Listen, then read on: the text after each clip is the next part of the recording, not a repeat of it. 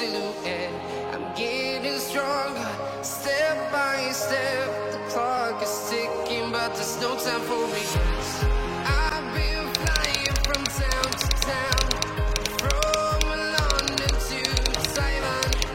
I've been all around the globe, trying to protect your soul. We are heroes tonight. We will fly above. Assalamualaikum warahmatullahi wabarakatuh. Salam Rahayu, Rahayu, Rahayu. Jumpa lagi dengan saya di channel New ID Seller Tutorial. Di kesempatan kali ini saya akan meneruskan dari episode yang kemarin, yaitu dimana saya mengerjakan Xiaomi Redmi Go dengan kondisi handphonenya itu proses penggantian atau servis, yaitu penggantian touchscreen dan juga menghapus tombol ya teman-teman.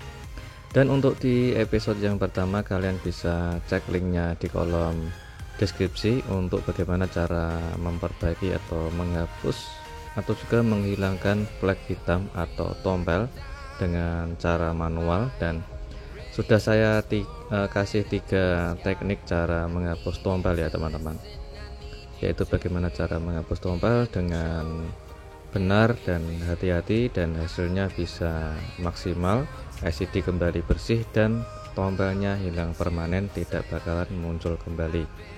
Dan di bagian ini sebelum saya proses meneruskan penggantian touchscreen atau sebelum pemasangan touchscreen, sengaja saya coba untuk tes dulu fungsi dari touchscreennya ya teman-teman. Ini saya menggunakan touchscreen Xiaomi Redmi 5A, bukan buat Xiaomi Redmi Go ya teman-teman, tapi alhamdulillah saya tes itu bisa berfungsi dengan normal karena stok untuk khusus Xiaomi Redmi Go itu stok saya habis. Jadi saya gunakan touchscreennya menggunakan Xiaomi Redmi 5A. Oke, untuk fungsi touchscreen alhamdulillah bisa berfungsi ya teman-teman. Dan untuk di bagian flag warna hitam atau tombolnya sudah hilang. Jadi LCD sudah kembali bersih dan flag hitamnya sudah hilang total. Dan untuk penggantian touchscreen, kita cek dulu fungsi dari touchscreennya, apakah touchscreen yang kita akan pasang itu bisa berfungsi dengan normal atau tidak sebelum terlanjur kita pasang teman-teman. Ini saran saya agar kalian bisa mengerjakan dengan maksimal, biar tidak 2 kali kerja. Kita harus tes terlebih dahulu fungsi touchscreennya, yang tujuannya sekali kita pasang dan sekali kita selesai mengerjakan itu bisa berhasil dengan sukses, agar tidak 2 kali kerja. Oke, untuk fungsi touchscreen sudah kita tes dan sekarang kita proses untuk pemasangan touchscreennya. Kita bersihkan dulu LCD dari sisa-sisa debu ya teman-teman. Untuk membersihkan LCD itu cairannya bebas, kalau saya menggunakan cairan Pertamax sambil saya teteskan ke bagian tisu, bukan langsung diteteskan ke layar LCD-nya. Jadi kita usapkan hingga bersih LCD-nya, baru kita proses pemasangan lem OK kering.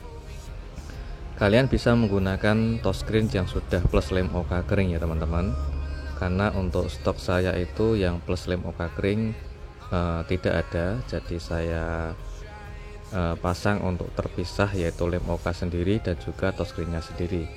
Kita selesai pemasangan lem OK kering, baru kita potong sesuai ukuran layar apabila ada kelebihan sisa lemnya seperti ini.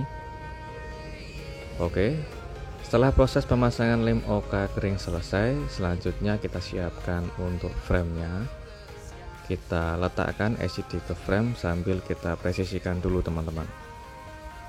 Oke, setelah LCD benar-benar presisi antara framenya, selanjutnya kita siapkan touchscreen yang sudah kita tes tadi.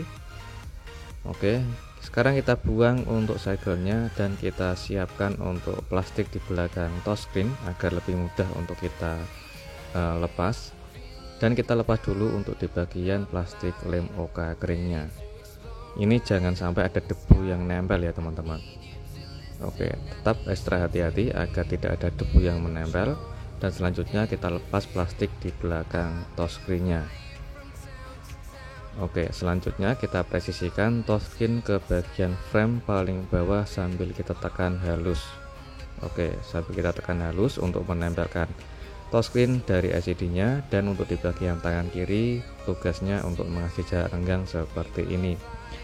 Ini adalah teknik yang sering saya lakukan untuk proses penggantian touchscreen maupun kaca touchscreen teman-teman. Jika sudah presisi antara LCD sama touchscreen-nya, selanjutnya kita proses pemasangannya.